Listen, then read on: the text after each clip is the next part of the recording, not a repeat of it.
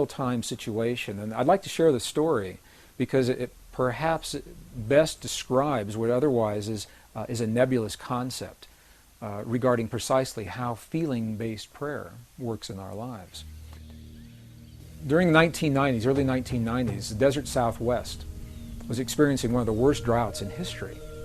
And a Native American friend of mine invited me to join him one day in a place in the high deserts of northern New Mexico to share in a prayer of rain.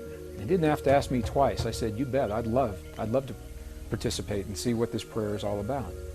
So we met at an agreed upon location, and we hiked through several 100,000 acres of beautiful high mountain desert sage until we came to a place that was so old.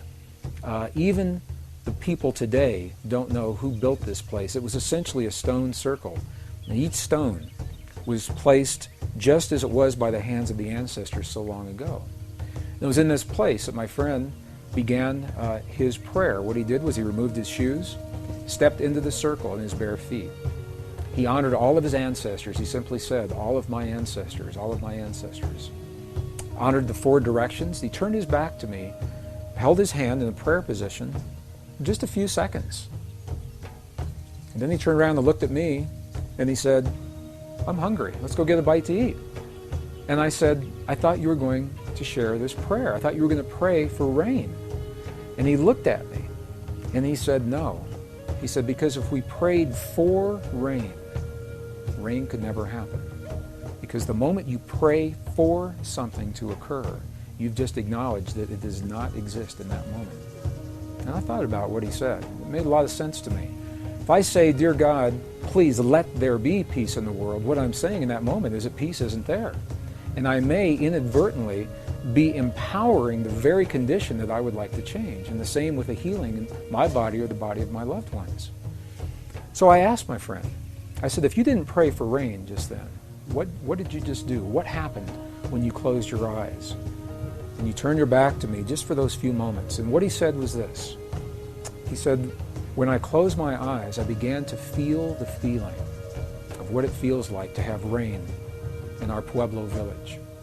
He said, "I smelled the smells of what it smells like when the rain falls off the earthen walls of our buildings. And I felt the feeling of what it feels like with my naked feet in the mud. There's so much mud because there's been so much rain." And he said, "In that way, I opened the door to the possibility to bring rain into our world." Well, I think about this mode of prayer a lot.